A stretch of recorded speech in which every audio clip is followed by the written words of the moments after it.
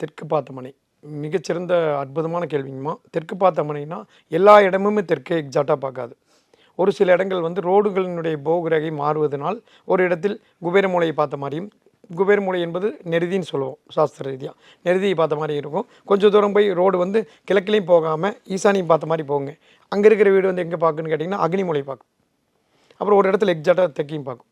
இப்போ இதனுடைய டீவியேஷன் எவ்வளோ % வேரியேஷன்ஸ் வருது அப்படிங்கிறதெல்லாம் செக் பண்ணிவிட்டு அதுக்கு பின்னாடி தான் அந்த இடத்துல பிளானிங் பண்ணி நல்லா பண்ணணுங்க. தெற்கு பார்த்த மனை என்பது வந்துங்க சிறந்த மனை என்பது எக்ஸாக்ட் தெற்கு பார்க்குறது தான். டிகிரி வேரியேஷன் இல்லாத இடங்கள் வந்து ரொம்ப சிறப்பு கொடுக்கும். டிகிரி வேரியேஷன் இருக்கிற இடத்த வந்து அதுக்கு தகுந்த மாதிரி அந்த இடத்துல டியூன் பண்ணணும். எப்படி பண்ணுன்னா நல்லாயிருக்கும் அப்படிங்கிற மாதிரி வாஸ்துப்படி அதை டியூன் பண்ணி கொடுத்தா மட்டும்தான் ரெடி ஆகும். நார்மலாக கட்டி வச்சுருவாங்கம்மா, கட்டி வச்ச பின்னாடி தான் நம்மளை கூப்பிடுவாங்க. அப்போ நம்ம போய் அதை வந்து திருத்தருக்கு நாங்கள் ரொம்ப ரிஸ்க் எடுக்கணும். அதாவது நல்ல பெரிய உடம்பு வளர்ந்தாச்சு 30-40 வருஷம் பெரிய பிரச்சனை வந்துருச்சுன்னா எவ்வளோ கஷ்டப்படுவாங்களோ டாக்டர், அந்த அளவுக்கு இவங்க ஒரு 5 வருஷம் 4 வருஷம் கழித்து படாதப்பட விடுவாங்க. அப்போ சரி பண்ண முடிஞ்சால் பண்ணுவோம், சரி பண்ண முடியலைங்கிற ரேஞ்செல்லாம் இருக்குங்க. அதனால் வந்து வீட்டை கட்டும் பொழுது 5 லட்சத்தில் ஆரம்பித்து 5 கோடியோ 50 கோடியோ வேணால் போட்டு கட்டலாம், தப்பு கிடையாது. ஒவ்வொரு பைசாவும் எந்த வழியில் யார் எப்படி கண்டாலும் கஷ்டப்பட்டு தான் சம்பாதிக்கிறாங்க.